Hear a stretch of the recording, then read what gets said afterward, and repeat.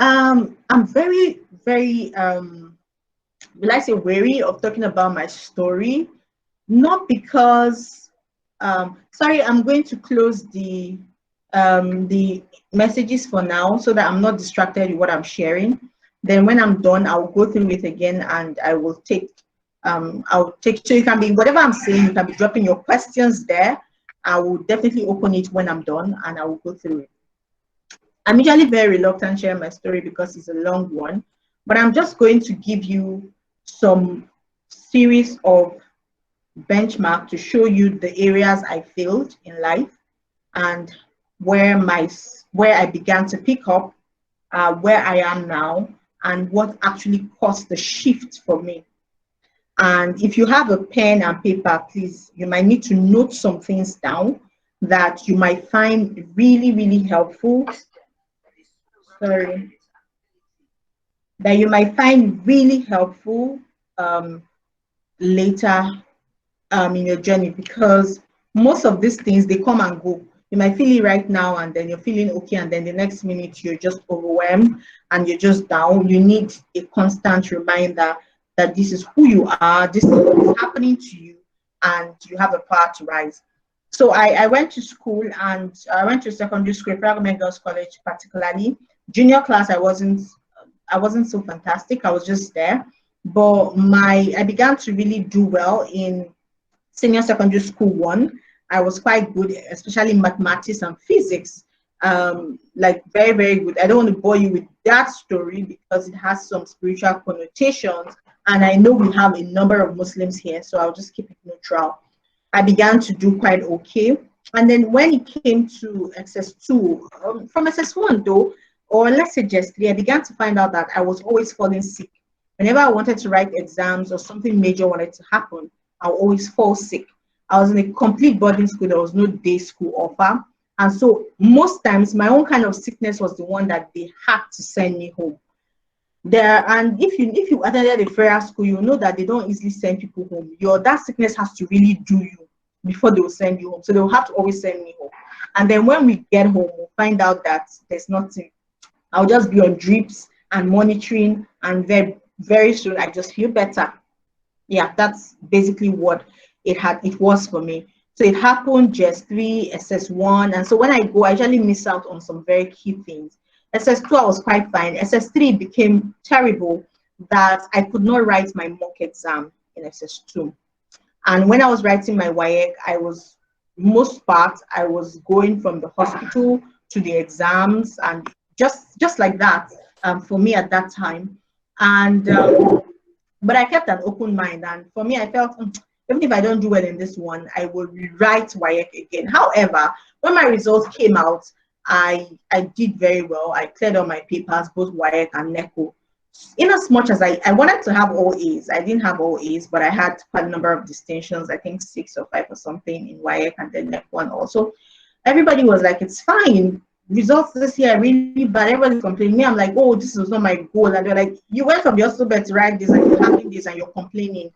And so with time I settled in, but some things began to happen. When it came to going to the university, there was this fear from my parents and everyone that she's not even stable. She's always falling sick. How does she want to go far? And here I was saying I wanted to study pharmacy.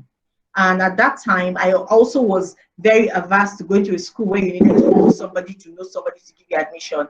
And the only school I had that time in Nigeria that you can have that breakthrough was in the University of Ibadan. So I was very particular that that's the school I wanted to go. Everybody was like, are you jonesing from Abuja to Ibadan? How many people used to apply from Abuja to Ibadan that they give? You have to be really smart. The competition is very high, and all of those things. So first year I applied for UNN and just had issues that year and just was not taking. UNN did not, I didn't go for UNN post-UME. I was sick again. So I stayed home 1 year and I started attending lessons, and I rewrote JAM again and applied for UI. Long and short story, I got into UI to study pharmacy. I don't know if you've been in that shoes where you start something, you think you actually, this is what you wanted, but when you now get it, you now realize that I'm not sure. I call it, are you prepared for what you're praying for? So apparently I was not prepared for that. I was very desperate wanting pharmacy. I said I don't want medicine. Everybody said I said lie, I will not do medicine. It's pharmacy. And here I was in pharmacy, and I said I don't want that. This is not making sense to me anymore. Why do they have to want us to cram? Why do they have to want us to la cram la pour? Anyway, 100 level, they kept saying you're not yet pharmacy students until you pass all your exams, especially 157, and get to 200 level. That's when you start BPharm 1. Long story short, I did cross. I passed to 200 level and I entered pharmacy, but it wasn't making any sense. And so it made me very reserved, very, very reserved. I was also a little bit, I didn't feel so welcomed. The Yoruba people there did not welcome me so well, my roommates initially. So I felt somehow, and things were also very bad for us financially. So I wasn't getting support I needed. Pharmacy school is expensive. The books are expensive. The fact that you have to wear shoes every day to class is very expensive. The fact that you have to dress corporate is expensive. Everything about this is expensive. Pharmacopoeia, everything you have to buy is expensive. I think codex cost about 9,000 to 11,000 or something. You know, it's just that expensive, and you just have to have your own. And then you go to class from 8 a.m. to like 6, you're in class. So 8 to 1, you're having lectures. 1 to 2, there's a break. 2 to 6, you're having practicals. You know, it was just that so much. And I'll be telling them we have to buy this, but there really was no money. It was quite somehow. I'd gotten ADAC scholarship, no, Shell scholarship, and I think another one, but they had not paid. So that I remember that day I went to my HOD. Was it HOD? No, Dean. Pharmacy is a faculty. So I went to my Dean and I told him, sir, I don't think pharmacy is for me. I don't know what I want to do, but it's just not for me. I think I want to do something in biotechnology or something. Like I don't think I want to do this anymore. And I want to pull out. And he's like, no, don't pull out. He now told me about an option in UI that was secret, that you can actually defer your admission, not defer, sorry, suspend your admission for a bit. And then he said, why don't you suspend it for a bit, take the rest of the session out to sit down, think about what you really want to do. And then if it's this, come back. If it's not it, you can always change your course within UI instead of losing the admission altogether. It's not that easy to get admissions. So I never knew about it. I'm like, wow, okay, so what do I need to do? He said, just write a letter and bring it to me and I'll approve it. I wrote a letter and submitted it to him. The next week we were having exams. I didn't even tell my colleagues. All they did was that they came to the exam and they did not see me in class.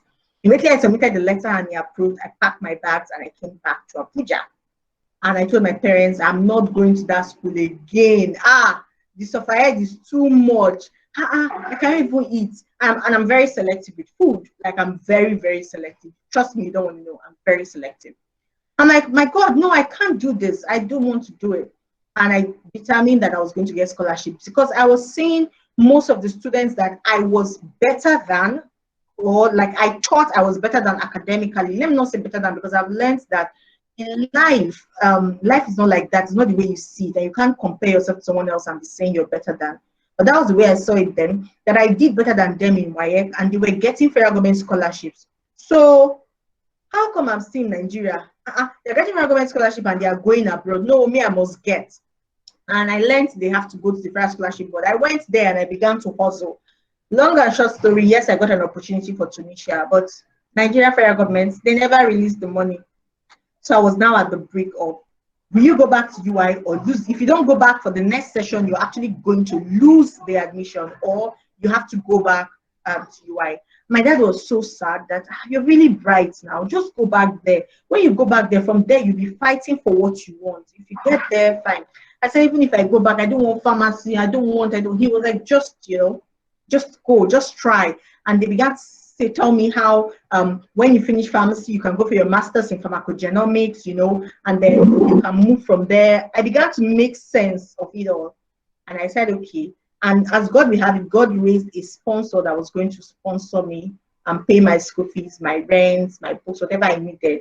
He was my dad's friend. He's like, whatever you need, just go back. You're very smart. Don't drop out. Just go back. I'm sorry, I can see my son keeping over somebody's video and it's distracting me. Okay, so just go back. And I said, okay. I went back.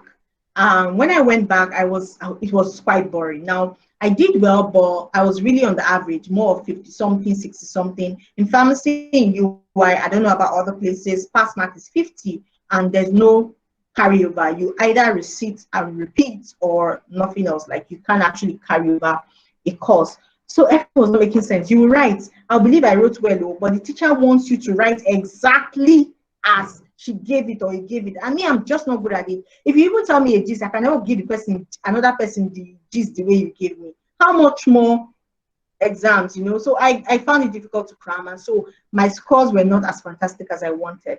And so I would just pray to God that, God, if this is not my own, please just remove me from here. Let me not waste my time, because the way I'm seeing it, I don't even see what I'm going to do with this course when I'm done with it. I really did not see an after the university with that course. And I'm like, how do I spend 5 years here in this school, now 6 years, and then I'm coming out with this? And so by the end of that term, that session, we got results. I got a call. When our results come out, we get calls. You call, please check for me. And they said I was to repeat that class. And I was like, repeat, okay. Hey, for me, as just told me, I just stood up. My parents were sitting outside. I went there and I told them, I said, I'm done with pharmacy. I'm changing my course. I was like, Mommy, they say I'm repeating. For me, this is a sign. This is the only sign that I needed. I don't want to do this pharmacy. They should take their thing. I'm changing my course. That why don't I just do a course that I'll finish in 4 years and then look for scholarship abroad to go? And they're like, which course? I said, I don't know, maybe psychology, any simple course that I can just get first class and just leave. And so my parents supported me. I really would thank them for that. They said, fine, no problem. I got back to school, and one of the criteria is that when you change a course or leave the course of study, you're going to lose scholarships. As at then, I was on Shell, I was on Federal Government Scholarship, and one of the about 3 scholarships. So I knew that I was going to lose them if I was going to move, but I really did not care. When I got there, psychology said they're not taking new intakes. They had more quota. I need you to follow the story so that you will know where I'm coming from. You'll not think I just appeared and then I just ran into the wrong hands. No, there was a story. So psychology said they weren't going to take new students, and so my parents were like, why don't you just try now? You're already here. Just finish the pharmacy. I was like, just it's not my thing. And one day my friend walked up to me and she said, you've always been saying you wanted to do forensics, biotechnology, and all of that. There's this course, so it's new. It's been in other schools, but the UI is new and the curriculum is really fantastic. When I looked at it, I just knew that this is excellence. And I'm like, okay, what's that? And she said, it's biomedical science, it's in College of Medicine, you know, I think you should go and check it out. That you even know that this one, you even passed this. I said, oh, really? Yes. My friend, Dr. Dara, God bless her. And I went there and I saw, oh, this is exactly what I wanted. Silent rule in UI, you can't pass from a professional course to another. But me, I wasn't drawn from pharmacy, I was only asked to repeat. So I was like, my scores were also good. Like I told you, pharmacy had a pass mark of 50. So I said, I went, spoke to the HOD, pressed all the buttons I could. Yes, a professional course to another, but I wasn't withdrawn. This is voluntary. And so they signed me in. When I was waiting for the signing in, I went to BPharm 1 class, one of the classes in pharmacy to read. And that was where I met my ex-husband, who practically tried, but cannot work, tried to ruin my life, but it did not work because he's not God. Yes. So I met him there, and me, I'm a very assertive young woman, and I always said, I want to marry somebody that is strong.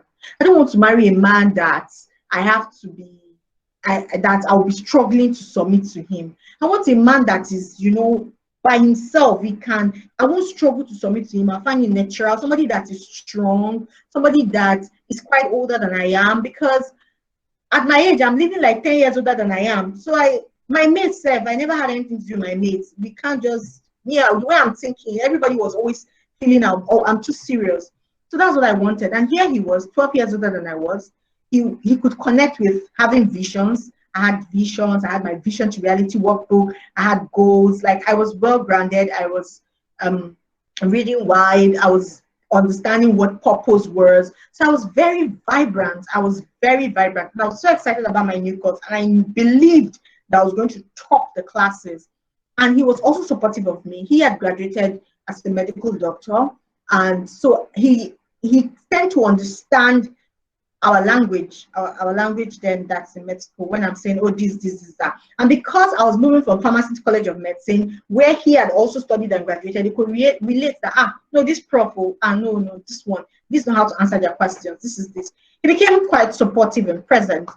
9 months after we met, we got married. Why did I get married? I felt, instead of doing boyfriend and girlfriend everywhere, you just marry and you start planning your life, you just do your thing. And I also felt we will not have kids yet till I was done.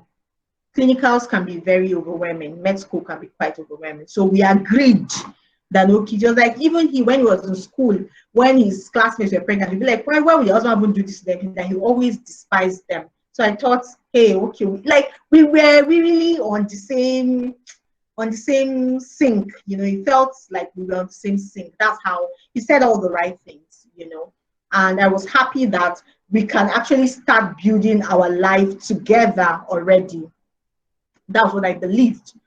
But the day we now said, okay, we're going to have a quiet wedding, like something small. Now, when I'm done with school, we can now have something elaborate, and then we now really start family. But then let's just have the commitment, just do it. And then he brought his own prophecy things, and all of that. So I said, okay, we did the wedding. On the wedding day, on the court wedding day, hey, it was just weird. He was not smiling. He was just, I'm going to be as thin as I can with you girls, with you ladies, because you people are, you're all women. So I need you to learn, and there's nothing to hide about this. So I'm going to share it with you. Blessing, why is my son listening to me? I don't know whether he's listening to this class. Please take him away. Sorry, I needed to say that. So it was just that season. He was everything, and he felt this person can be in charge, can be in control. So for me, looking back at it in retrospect, I realized that I kind of feared him. It doesn't just respect. Like I was like, oh yes, this person he knows more than me. So young lady, don't make that mistake. Do not make that mistake. Most of us are prone to making that mistake. Don't make that mistake. Yeah, I did. And that day he was not smiling.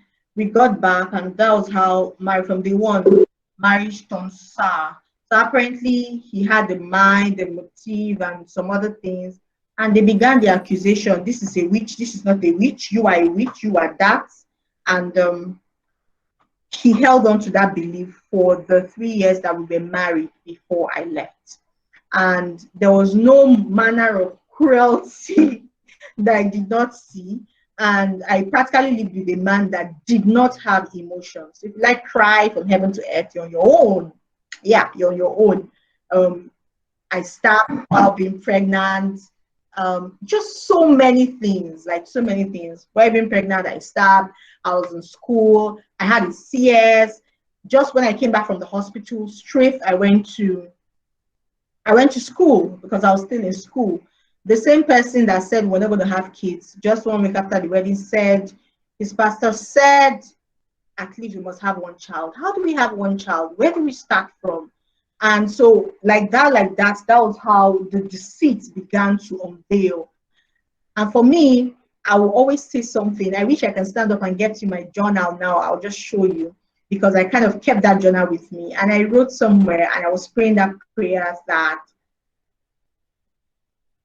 God, I don't have the power to change anybody. You know my spouse more than I do, and you have the power to change him. So I want you to change him so that I can have a happy marriage. I also told God that I want my husband to be able to see me as I am and the purity of my heart. That was my prayer and desire, but I didn't get answers. It was worse. And then I left. I left first in 2017. I was sick.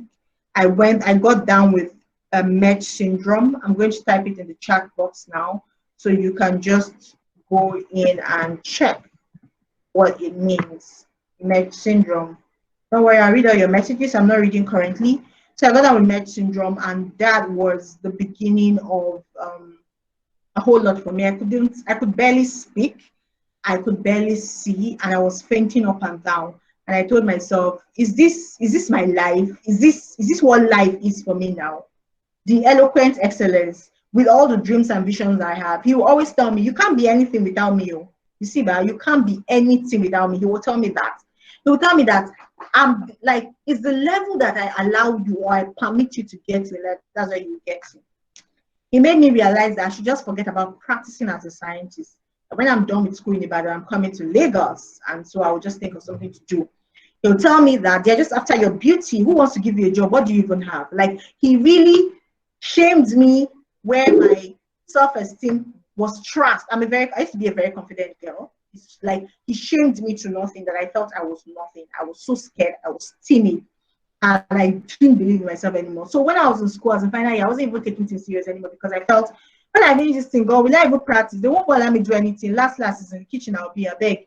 So I stopped taking school serious. And then whatever was coming, I really did not care anymore. My health too was faulty. Everything did not make sense. If only I know that today life would be like this, maybe I would have taken it a bit more serious. I just give up on everything, because we have been sold a lie that the totality of your life as a woman is your marriage. And so if your marriage fails, you have failed in life. And so I was like, how can I fail? How can I can't fail. I was always confessing that I was going to graduate with a PhD, that is picking husband and degree. You know, that's what I was telling myself. I can't fail. How can I fail? It's not possible. I prayed, I fasted, I cried, I begged, I did whatever it was that, sorry, sweat got into my eyes.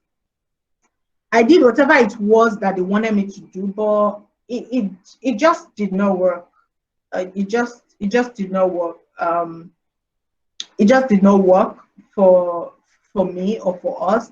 He was quite fixated on what he believed and what he knew, and he wasn't ready to work things out. I spoke to quite a number of people, even the Bishop Aremo of Winners. If you're a Christian here, you will know him, and quite a number of senior people, you know, but it just did not work. It just did not work.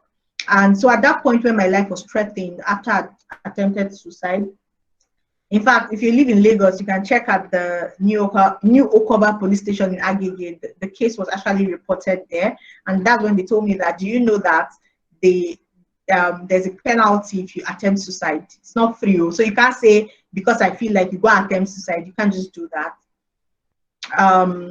So we dragged it here and there. The police said, see, you find girl like this, you want to kill yourself because of a man. This man, that the way I'm seeing him like this, if you just let it happen to you tomorrow, you'll just go and marry another wife. I was like, I just want to have peace in my home. I didn't grow up in a broken home. I grew up in so much love. I feel I'm going to be very selfish to have to take my son away from his father and raise him by myself. That was my mentality. You see why it was important that you had a mindset class at the beginning. Mindset is very important.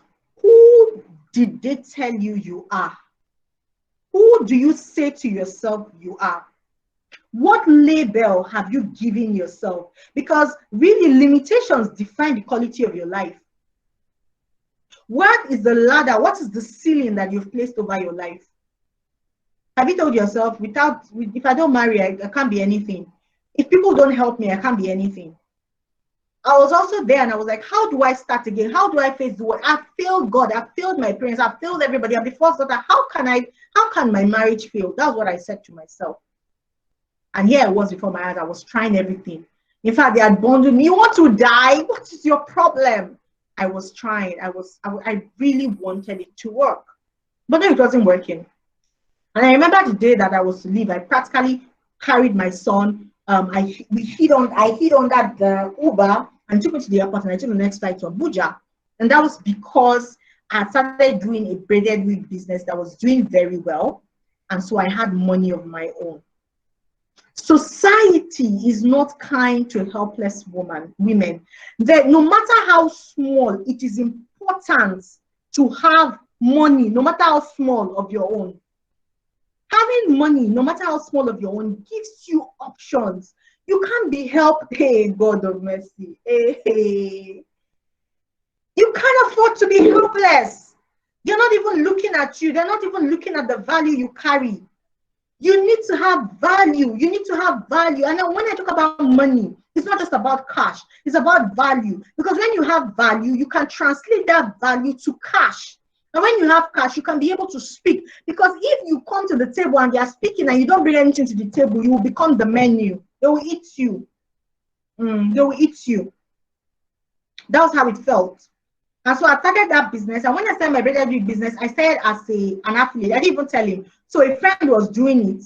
I would just be contacting people on Facebook. Okay, if you check my Facebook, maybe down, you see it. And when people buy, I will send the money to her. I've already done my packaging and it's with her. They will make it and she will package it and send it to the person. Me, I'll just get the alert on my phone.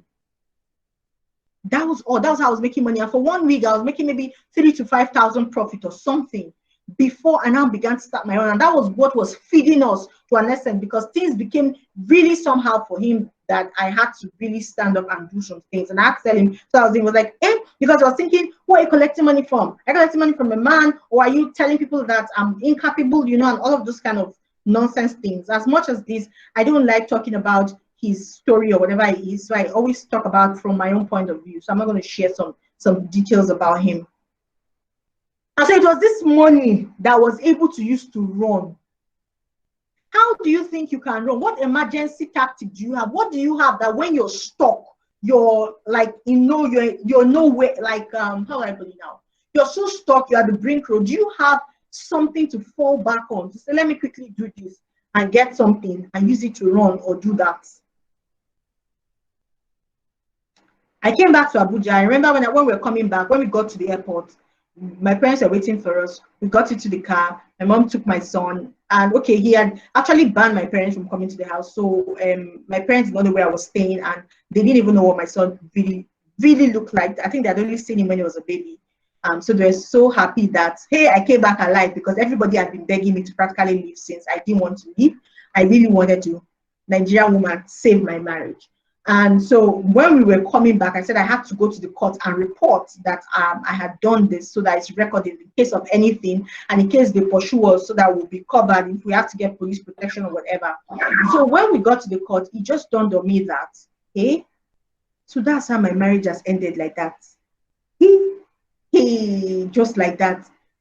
And I've graduated with a 2-2. Where will I start from? And I didn't even take this school thing serious. Where is my life even going to start from? And if you note, I said I ran. So when I left, it was only my certificate in my bag I had. No clothes, no shoe. My son's immunization record, my son's certificate till today is not with me. I didn't live with anything. It was tough. I got back. Where will I start from? Where we won't even start from? I began to look for internship. I wasn't getting. The people that had 2-1, and the places to do internship as a scientist in Abuja is limited, unlike some other places. People are saying, come to Ibadan. I say, me, Ibadan, I'm not coming again. No, lie, I don't want. So they will not collect my son away from me. No, I'm not going. I did not have so many options. I was stuck and I didn't have a job. And then, of course, I don't know if you know this, but if you don't know, you might want to read about it. Most men see women that are helpless as vulnerable, and then they begin to present things to you that they feel you don't have an option to actually refuse. Yeah. And they might sell it in all kind of different forms to you. There are so many forms they sell it, but they're just like that. Now, this is what they do to helpless women. Then if you're now a single mom, it makes it terrible. It makes it worse. I'm not going to condemn anybody doing anything, all of those things. I'm not saying that. But the question for me with women like that is, for how long? How long do you want to stay bound? How long do you want to, you can't pull away from a relationship. You can't stand your ground. You can't unwrap from toxic situations because you do not have a help. People are saying, leave. I don't tell people to just leave. Oh, I always tell them, think very well. Are you sure? Then before you even leave, the first thing I always encourage, I've helped quite a number of women, and one thing I always encourage them first is start making money, start like have money of your own, start get a means to earn by yourself. When you begin to earn by yourself, have a strategic plan, an exit plan. I didn't have one. Because I told them that, let me tell you, 100% of people that tell you to leave or forget, most of them will not come to your aid though. They are not even there. They have their own problems of their own. They don't hate you. They are not wicked. They're just human beings and they have problems of their own. So they will not be there for you. Just put it in your mind. And if you put it in your mind and you know that it's not because they hate you or despise you, you give you peace. So if not, you start resenting everybody. They cannot help. They will not help you. They might do want to, and if you're lucky, you might have some very fantastic people that can remember you. And I always tell them, you're asking me to tell you if you should leave or not. I don't have a house to put you under, so I won't tell you. I just need you to have a backup plan. Have a backup plan. So if something happens, you just, not just for you, but for your kids. It was tough. It was tough. Like, I didn't know where to start from. I didn't know what to do. I could not continue my baby business. All my materials were in Lagos. I had left them there. My, what do they call it now? I bought a container. I wanted to start. I left everything. Like, how do I start life afresh again in an environment that I've left for how many years? Before I even got married, I was so much in school. I was in Ibadan. So, you know, like how many years altogether? And then where do I start from? It was that terrible. No job, nothing. And my son was barely 2. When he's hungry, if you have kids, they don't understand anything. Is I'm hungry, I'm hungry. I could remember then I could not even afford 150 naira paracetamol. No, I could not. And then I encountered technology skills, starting with animations. When people are looking, everybody's saying, I want to go into tech skills, I want to go into digital skills. I always tell them 2 things you should look out for: high in demand, high income. When you start, you can focus on high in demand, make money from high in demand skills, then use the money to learn a skill that is not just high in demand, but also high income. Social media skills is high in demand, but not high income. When I say not high income, because you can earn from between, let's say, 30,000 to 50 or 150 and above 80,000, 100,000 and more. However, if you're building a website, you can earn as much as 200,000-300,000 for a website, or you can even earn so much more from maybe graphic design or more and some other courses, UI, UX. However, when you're starting, you might not have that maybe money of 100,000 or 50,000 or whatever to actually pay for that high income course that is also high in demand. So I always say start from high in demand, high income, and that is where I started. So I started from small, 2K course, 5K course, free courses on YouTube, you know, like that, until I was able to even pay courses for courses, $100,000, $1,000, like that. I didn't start like that. I started from small. Did I like it? No. I'm a very introverted person. I don't like people in my space. When I'm alone, I try.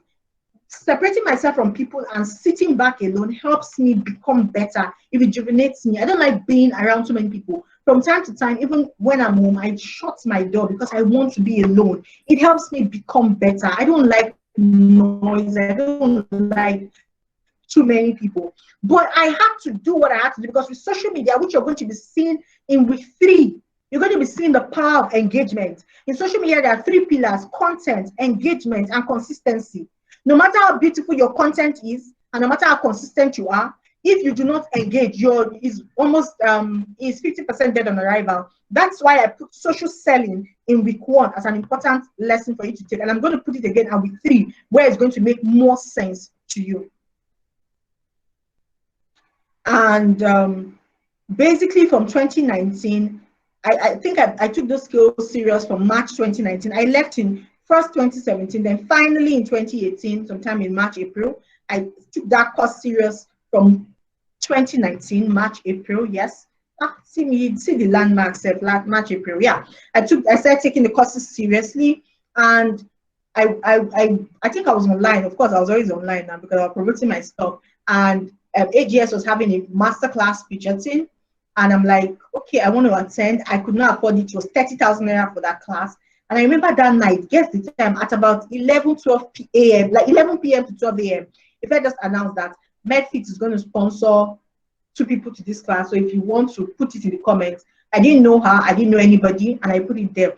One thing I had to do was strip myself of the knowledge that you must know somebody to move. I told myself that I'm going to become so valuable that I will become impossible to be ignored. And so I began to give myself to learning. So when some of you write me and give me excuses, some of you, I don't respond. I just keep quiet because I don't want to say the one that you think I'm too harsh. I have a son. He's just 5. Before I became 5, if you have a toddler, you know how it is. You prepare for school. You will do this. You will do that. I'll still drop him and all of those things. I will still come back. My son does not sleep without me on the bed 90% of the time. He wants to sleep. Mommy, come and sleep beside me. So when I lie beside him, he's sleeping. I set my alarm because I need to have a mistakenly fall asleep. Once he sleeps, I wake up and I begin to learn. I begin to work. I begin to practice. And even to this level I am now, I'm still studying. As I'm training you, I'm still attending trainings. It just never stops. You just keep going better because you have to become so valuable that they need you. If you're not valuable, they will not create room for you. And for you to be valuable, you have to give yourself to learning. It's not easy for women out there. There are so many things that will push you, that would try to limit you, that would try to make you frustrated, that will try to make you feel less. Or should we talk about the times of being in your period and then the hormones are all dancing left, right, and center, and you don't even know how your body is doing you, and you don't know how to explain to people that today I'm not just in the mood, I don't know how to do it, and you just have to show up, because if you don't show up, there's nothing you can do. I always tell people, I've had people that have worked closely with me, and I tell them, I say, you're doing all this nonsense because you have alternatives. If you don't have alternatives, your head will reset. The solution will come by force. So I was at the point where there was no alternative. It's either I survive or I survive. It's either I succeed or I succeed. I just have to feed. My son has to go to school. So there was no two options. You do it or you do it. It's not you do it and you don't do it. So I sat down. First class, did I know everything? No. The little I could, the little I knew, I didn't mind doing it for free. To build my portfolio, for people to know I could do this, offering my services, okay, do this for free or just provide me data, just give me data, let me do it. And today, by individuals, beyond going from that simple idea of, okay, when I knew this, and things began to get better for me. Many people that knew my story, because I shared my story at the AGS Survivor, AGS tribe, this thing, I think 2019, I won Survivor Woman. So a lot of people that knew my story were just reaching out to me. And I kept saying, I cannot tell anybody to leave. Oh, okay, me, I will not help you. And I know what I experienced when I left. Every single person I knew, not even one person, every single person, and even those that prayed, told me to leave. I'm not kidding you. Every single person begged me. They prayed and they said, see, your life is in danger, leave. But when I left, everybody had their own problems. So I think it's family that have really been a strong support, and some other people that I really talk about from time to time. School fees, I've had to pay them myself. And divorce is not cheap. I paid basically $500,000 for divorce. So people are saying divorce is not cheap. So when they tell you to leave, don't think they'll be there to come and help you. And if you don't get divorced, you're not free to get remarried or do any other thing or do stuff, especially if you're young. But I know that most times, for most of us like that, remarriage is not even on the top of our minds. But I'm just letting you know. So you're basically stuck. Sorry, I'm going to off my camera for a bit. The light has gone off and they'll turn on the gen and I'll turn on my camera again. So you're basically stuck at that level. And I don't think you want that for yourself. So when you want to start afresh again, I don't know what life has thrown at you. I don't know where you've started. I don't know how terrible it has been. I don't know how maybe you graduated from school and then you had a third class and so you feel you can't get a job. It's not true. I've been in meetings where I've seen people that are out of class that are doing fantastically well. I don't know if you've been in a circle where they tell you that until you know somebody you can't try. It's not true. I've gone on from being that helpless, broke, nothing woman to actually having my own place, to actually winning multiple grants. And basically all the grants I won, I did not know anybody. In fact, there were some grants that I applied for that when I was applying for them, I knew the people that were in that organization that okay, if I tell them, they might know, but I did not tell them because I wanted to do it by myself. It was when they saw the applications and they saw that I'd done well, they were like, except you applied for this, your presentation was really nice. I was like, thank you. I didn't tell you because I didn't want you to influence the result. I wanted to do this by myself. I took risks. I went for meetings. When my friend was doing a lot of pitches, Tabitha was going with her and helping her and supporting her and also learning, because her business was more advanced than I was. And I was preparing myself, because you have to get to a stage in your business before you can apply for some certain grants. Maybe your business has to be at least 1 year, some will say at least 6 months, some will say at least 3 months. And so as I was growing, I was getting to different levels and I was applying. This year is my first year of even applying for TEP, and I'm actually in the group. I never applied. It just wasn't, I just felt I wasn't ready for it. So for most of the things that I have applied for, let's say 99.5%, I have either qualified to the finals or something. It has just been God. And today, we are more focused on helping as more women as possible to actually break through. So you need to have your own. And you don't have to like it. You just have to know it. The thing is that it will feed you. Will it give you money? Yes. Will it feed you? Also depends on your capacity and how you're able to stretch yourself. So if you decide I want to do the barest minimum and collect 30K from people, and I'm working with 5 brands in a month, that is 150K. If you tell yourself that, okay, I want to do in-house and I will collect 100,000 or 80,000, that's also absolutely fine, because yes, they pay that much, even as much as 150. So it depends on the skills, what you know. Can you do SEO? Can you update backend? You know, there are some other things that actually accumulate to what you know. And to be honest, not everything will be taught you in the classroom. Most things you have to go figure out yourself, or you have to ask questions directly on those things, and then you will get help on them.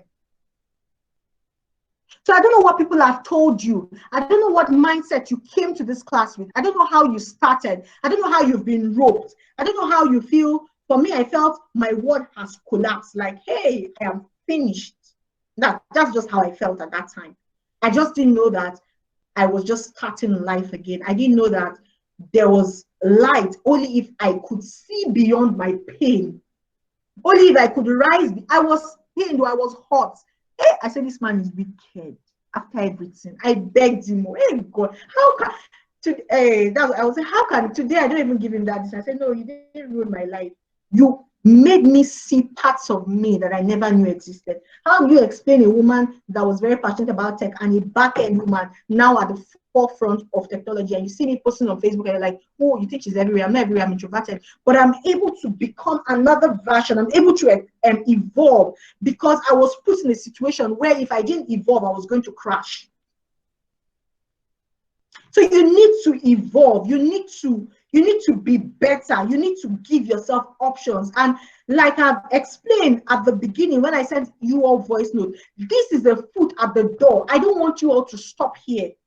You're putting your foot on the water to see that technology is possible and it's not as difficult as we thought it was. It's really not that hard though. It can be actually simple. I can understand this, and so if I understand this, I will go better and better and all of that. So I need you to put your foot in the water. I don't want you to stop there. I want you to go more. Take all the courses carefully, pay attention to details, ask questions, practice as you're learning, and begin to apply. If you can't do it for yourself, look for people around you that have businesses or something they're doing. Tell them, I can do this for you. Let me do this for you for free. I'll do it for 1 month. And then you put it in your portfolio. You're going to be learning about portfolio and applying for jobs. And if you want to almost start your own freelancing business, you're going to be learning how to do that in the 3rd week. It's all in that lesson. But it's important to get started. And to get started, you need to position yourself on social media. That's why you have to create your accounts if you don't have one. And most of you, I believe you have one for you to be in this class, then you need to optimize them. So take off those limitations in your mind. Remove it. I say this and people think I'm harsh. Nobody is coming to save you. And your reality is derived from your perception. You're the only one that can save yourself. Nobody is coming to save you. Audit your association, people around you. What are people saying around you? You know, at a certain point in my life, I had to stop talking to some people. Not because I hated them, but I realized that anytime I'm talking to them, I'm always complaining. So I might not be doing fantastically well, but I'm doing quite okay. But I know anytime I begin to talk to them, I'll be like, things are somehow, you know. And then when I finish talking to them, I'll be like, how did I say that? Now, things are not that bad. I think I exaggerated it. And they will be pitying me and be finding a way to, I don't know. I was like, why do I unconsciously do this around these people? I had to stop talking. If they call me, I don't pick their calls. When I pick their calls, I'm prepared to not answer some kind of things, because I already know what I'm answering in my head, and I quickly round up the call because I respect them. Audit the people around you. Semiola last week talked about affirmations. What are you saying to yourself? What are you saying about yourself? You have to silence the noise and just do what you have to do. If I have my way, I don't want to be out there, but I have to be out there. And if I'm out there, I don't care what you're saying. If you like, tell me I'm posting too much, that's your business. I'm carrying my matter on my business on my head. Learn more, learn more, learn more. Go beyond what you're seeing and create a plan for yourself. For me, which is key, if it's the only thing you're going to take today, hold it firm. I told myself that I want to become so valuable that I become impossible to be ignored. I don't know what is your own. If you want to copy it, copy it. If you have another one, write it. What I did was, I didn't just say it to myself. I bought a cardboard paper. I can remember clearly. That cardboard paper was light green. Like, it's not lemon, like light green. I used a marker and I wrote it boldly on that cardboard paper. And I pasted it in my room. And so when I wake up, I pasted it opposite where the head to my bed is. And when I wake up, I'll look at it. And I had it there for a long time because I'd listened to Ubon King and it was something about how he wrote his vision and what he wanted to achieve on his ceiling and everywhere around him to keep him focused on what he was doing and where he was going. So I did that. And I think 1 year was too long a time. Was I getting funny offers? I was. Very, very ridiculous offers. That I'll be like, hey, God, excellence, you're finished. What kind of thing is this? I eventually, by the way, got my job, my internship job, and it was paying quite okay, at least Nigerian standard. But first, I had to clear up this thing in my head. Maybe some other day I'll tell you the story of how I got my internship. I did it at the National Assembly Clinic. And everybody knows that for you to be there, everybody keeps asking, how did you come here? Who do you know? Is it this Senate president or is it the CNA or who got you here? Nobody got me there. I walked in there by myself with my 2 legs. When I went to the gate, somebody helped me and said, no, she's with me. I entered inside.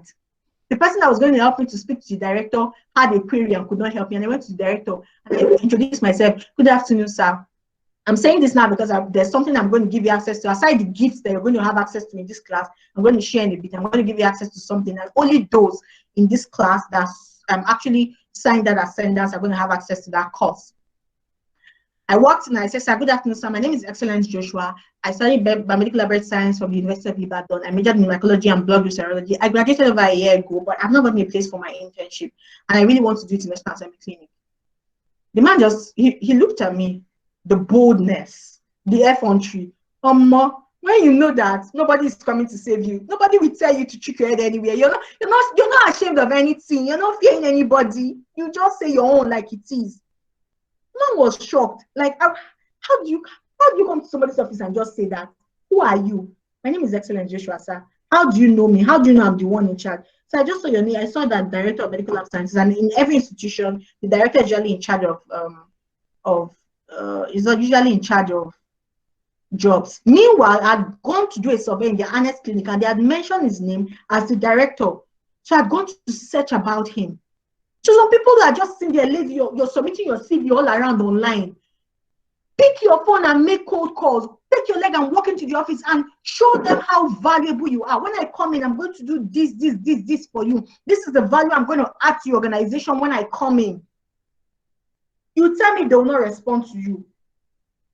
I walked in there, and yes, I'm out of the whole people in my set. I was the only one that I didn't have any father, anything. And so everything that I was doing there, I was very, very bold. I wasn't shy of anything. When they do, I will speak out. And before I left there, I was the rep for the interns. Until today, I have very good relationships with the directors. We went to the speaker's office, the CNA, everybody. I just was everywhere. While doing what? Taking a bold step. Some people say, National Assembly, don't we allow you inside? Nobody will allow you. Hey, you will hear all sorts of things. People say, how will you go there? I said, me, that's where I want to work, because their own job is 9 to 4. And me, I cannot do any work in any hospital that they have call duty, because who will help me pick my son from school? Who will help me? How will I prepare him from school? Me, that's the kind of job I want. I don't want call duty. And that was what I got. So what do you want?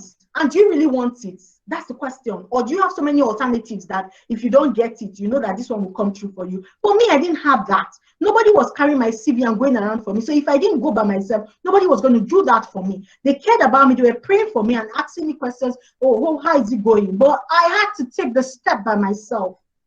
Stop giving yourself the excuse. If you have to go back to school, go back to school. APU Zaria is having distant learning for undergraduates. I've been sharing it to everybody I know. Get your degree if you have to get your degree. You can do it online. Undergraduate, postgraduate diploma, and masters. Go ahead, do it. It's not even so expensive. Plan for it. Get a job. Pay for it. If you can't go to normal this thing, you still get the normal degree. There's Open University. It involves a lot of discipline. Do it. Nothing good comes easy. Whatever works was worked on. Forget the flashiness you see on the flyer. Oh, she's beautiful. She's flashy. She's all of that. She's putting a lot of work. When I finish this training with you, I still have a one-on-one training for 2 hours, 9 to 11 tonight. And when I finish, I still am going to train, and I'm still going to work on 2 brochures tonight before I go to bed. So it's beyond the pretty face. So when they see that you have a pretty face, when they come beyond you, when they come to you or you open your mouth, let them find value. That they know this one is not those type of girls that no, this one is different though. I cannot go and ruin my chances to this one. She in my life is a value. Become valuable beyond cooking. Become valuable beyond washing his clothes and shoes. Become more for yourself. I sat with my team then and I told them that, how do we give back? Because it's really about having something. How many people you give? When you give them money to finish, what do they have in their hands? They have their phone, they have internet. Let's teach them these skills. This is what we are using. This is where we started now. This is where we started. And that was how we started this program. And we said, even if we put these Tech-Up Girls at 5K, most people cannot still pay. How can we even get help for them? Let them just have access to see that it is possible. Let them just step out, and we know that they can have something better. And that's why I'm very grateful to all the sponsors that actually have brought in this and helped us far. And we are still discussing with other organizations that can give you access to deeper technology skills for those that are interested and those that do well in the final assessment. So you can also learn. There's so many opportunities, not just in Nigeria, but globally. How have you positioned yourself, and have you prepared for them? Are you prepared for what you're praying for? If the opportunity comes, can you do it? Oh, please, I want to optimize my... We optimize LinkedIn account for about between 15 to 25K. Some people optimize LinkedIn account for 50K. LinkedIn, the only LinkedIn. Only LinkedIn, and you're here sitting down. Take what you're learning seriously and deploy it. There's money in it. But I'm also begging you, do not stop there. Do not stop there. See beyond. When you're taking all these lessons, be looking for opportunities to stand out and see more and be more in what you're doing. So starting afresh again, I'm reiterating it, is basically first to shatter all the beliefs in your head and remove every alternative you have. Every alternative. That uncle, that auntie, my mommy, my daddy, my uncle, my sister. Remove everything. Like, assume that it's only me and God that have in this life. If God does not come for me, if I even remove God, say, keep God somewhere. Say, God is looking at me. If I don't help myself, God will not help me. Remove every alternative, every single alternative that you have. That's the first thing. Every alternative you have is a limitation. Every alternative you have is a limitation, and begin to find hidden opportunities. When you find hidden opportunities, give yourself to learning. Begin to learn that skill. Give yourself a time frame. Pay attention to it. I don't know how to explain this thing to you. Pay attention. This thing I'm telling you, I'm not telling you from head knowledge. I'm not reading from any book from you. This is my heart. This is what works for me. It's not any juju. This is what works for me. Give yourself to learn that thing and learn it well. Be very good at it. If it's one thing you want to pick, maybe you want to focus on Facebook and LinkedIn. It is money on its own. Learn it and learn it well. Maybe you want to focus on Instagram. Say Nigeria brand. You know, only Instagram she's using. See how much she's catching out. Learn it and learn it well. Go everywhere. There are so many free resources around, although they are not structured and some might be false. So be able to see, but listen to all of them, and as you apply, you will know the one that is false, the one that works, and the one that doesn't work. And so you're able to apply the one that works on over time.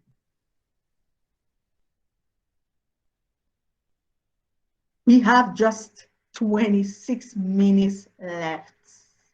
Let me quickly take questions before we wrap up. Do we have any questions? So how far? Have I talked too much? Hope I did not shout or you people too much. Let me see.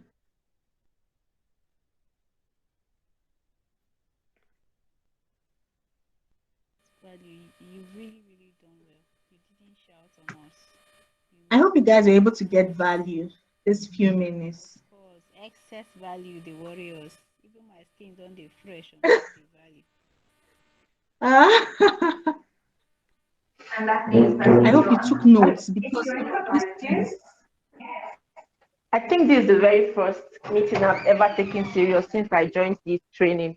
It's the very first meeting I've taken serious, and it's just as if you're talking into my head, like you're talking some senses into me, like you're speaking to me directly. I don't know how to explain it, but you're talking to me personally. You're talking to me. You're speaking senses into my head. So I'm going to extract this thing and send it to you guys as a podcast, not as a video, so that when your head is doing one kind and you feel like collapsing again, you will take it and listen. My mom will say something. She'll say, "Hey, so all these things to you like this, that's how you would have just killed yourself and just the world will just miss all these things. I should just be praising God." Can you imagine what I would have done to myself? So there's so much inside of you that if you don't break out, it will not come out, and you think that's the end of you. Idris Zainab, you're raising your hand. Can we hear you? Idris Zainab. Okay, somebody else raised her hand. Taiwo Bankole, can we hear you? Raise your hand. Do you want to share something?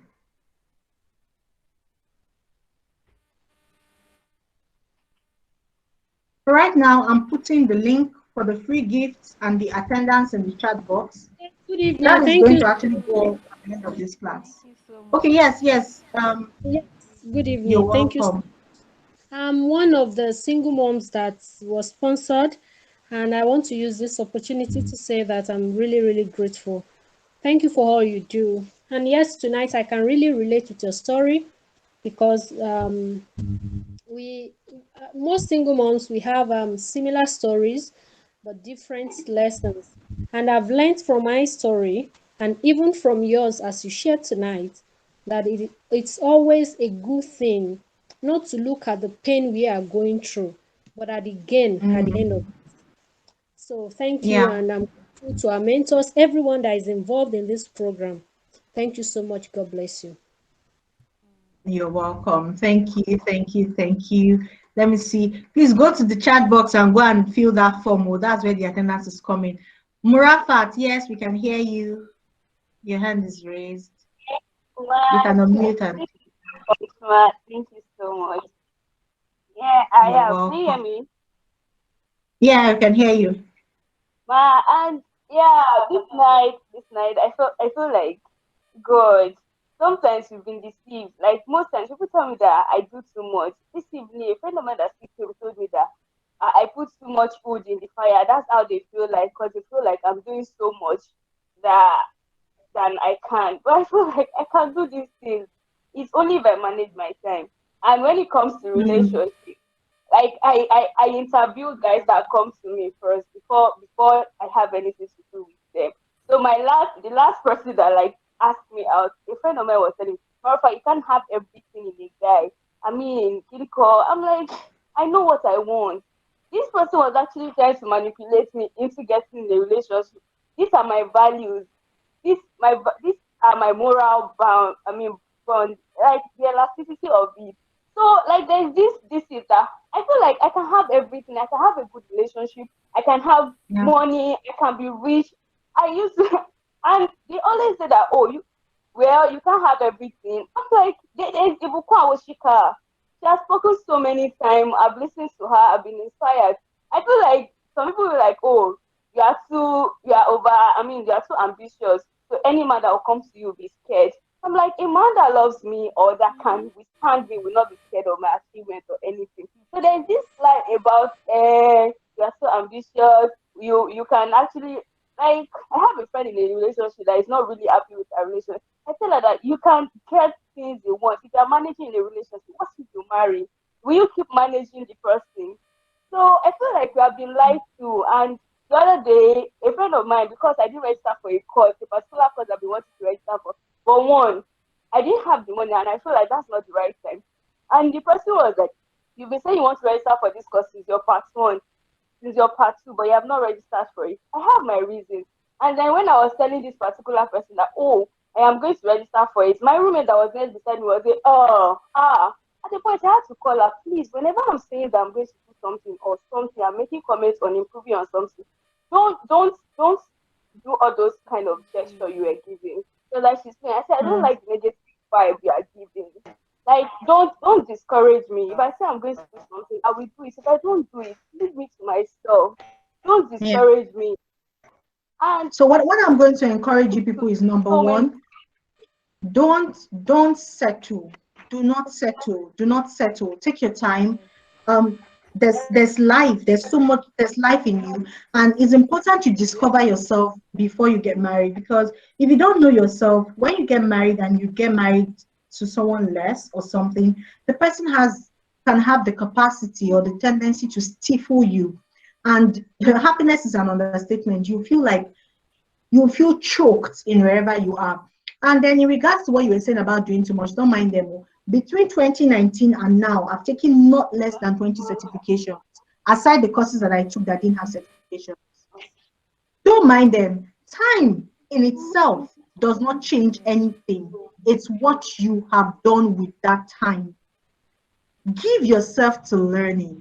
It might take a while now, it might stretch you now, but don't worry. With time, you will see the difference between you and those other people. I practically did not have a life. These days, say I can still take myself out and go for massage and stuff. Like, which life? I'm always working. I'm always behind the computer. I'm always, I was just always on it.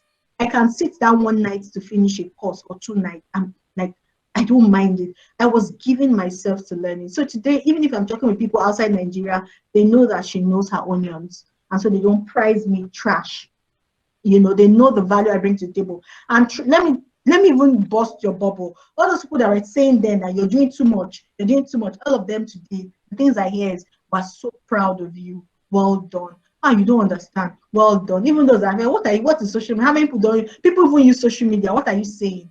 It's a lie. Oh. People make millions on this social media. Yes, on this social media. Yes, on this online media. So today they are all proud of me. So please don't listen to those people saying all of that. Don't be discouraged. And that's why, what are you saying to yourself? I told you about what I pasted in my room. It was a reminder for me because I didn't have friends. There was nobody to tell me some things at some certain points in my life. Today I have quite a number of people that when I'm somehow, they are very quality people and they always remind me that, oh, excellence, see this, remember how you overcame this, remember how this happened, you can do this. But there was a certain time I didn't have all of that. So I had to put all those things.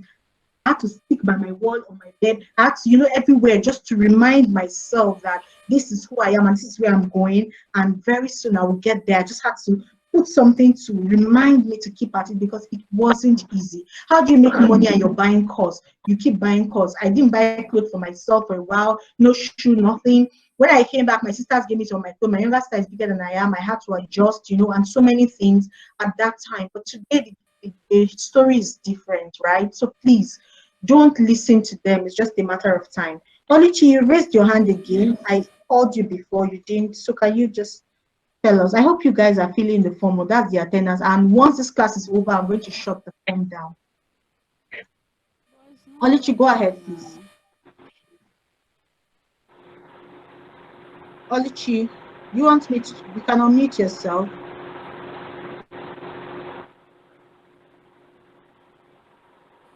Oluchi.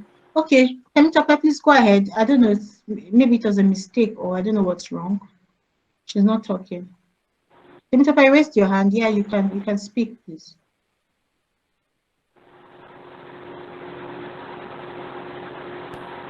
Hi, Excellence. Thank you so much for your presentation. It's very inspiring. I'm very inspired. I have a very similar story to yours, and it was just like I got another wave of energy. Thank you so much. That's for the most part. That's what I was going to say. And then I wanted to ask about, you were talking about the. I think I missed that. I went to the restroom. I just came back, and I got to the point where you were talking about feeling attendance and stuff. So I want to know where that is. Okay, yeah, check the comments. I've just reposted the link. Okay, thank you so much. You're welcome. UK, yes, I can see your hand raised. I can listen to you now.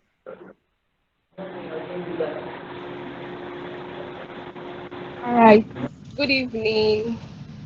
Good evening. Thank you so much, for sharing because I feel that in itself is a lot of sacrifice. We like to most of all would rather share, the good part, the successful part of our stories and not the struggle and everything. So I am really, really, really grateful that you were really, plain and raw with us and you told us what really happened. Because somehow I think I'm in that situation. But unlike you, I did not go all the way, getting married and all of that. But then I left the relationship in 2019 and somehow I felt stuck, I Mm. I became bitter at one point, and so I think 2021 is the year I am actually saying, okay, it's time to choose me. It's time to be intentional, and of course, there's so many deposits, like you said, and if you don't push yourself, you won't be able to achieve it. So my question is, I'm having issues with my friends thinking, because I'm withdrawing a lot, because I'm actually studying, it's not just your course, other free courses and things, so they feel I am doing too much, not even doing too much per se, they think I am shutting out. But I feel Mm. that shutting out is a way of also protecting my space and just keeping me focused. Because when I go out, it reminds me of things I don't have, things I haven't achieved yet. And I feel 6 months, let me just focus. And so, do you think it's a good thing? And yeah, that's just my question. Thank you. So I think what you're doing is just keep at it. If you pause what you're doing and pay attention to them, with time you will lose value and they will leave you. I kid you not. Just continue what you're doing. When you finish what you're doing and you become very valuable, you will have more time for them. And when you have more time for them, they will appreciate you more. They'll begin to understand what you have done. Just make sure you explain to them that's absolutely fine. Just continue what you're doing. Don't let anybody distract you. Because every they said there's this thing they say success has many friends. It's just what it is. It will automatically attract people. That's just how it is. So please don't stop what you're doing and don't spend too much time explaining that you actually miss out on what you're actually doing. Do what you're doing. They will all come back. They will look for you. They want to associate with you. I'm talking from experience. Don't even be disturbed. Just be doing your thing. Just make sure that that thing you're doing it well, and you're actually going to have results that you don't have to speak with your mouth, but they actually show for themselves, and they will come back. Ransom Oluchi, you're raising your hand again. You're always raising your hand, and you're not saying Yes, ma. anything. So sorry, it's my network. Okay. Hello, can Yeah, anyone we hear can me? hear you. Okay, ma. Yes. Sorry, it was my network, so I had to rejoin. Okay. Ma, firstly, I must commend you for your bold step. That was really awesome. And I believe the reward got you to where you are today. I'm really, really thrilled. Like, I'm very happy that I still have people out there that still have the same thoughts as I am. Like, I'm thrilled, and this program is really boosting me. Like, it's keeping me up. Quote, I bless Mm, you. Thank you so much. Thank you for having this mm. program. Thank you. Thank you. Thank you. All right. Thank you, guys. Thank you, everyone. So for me,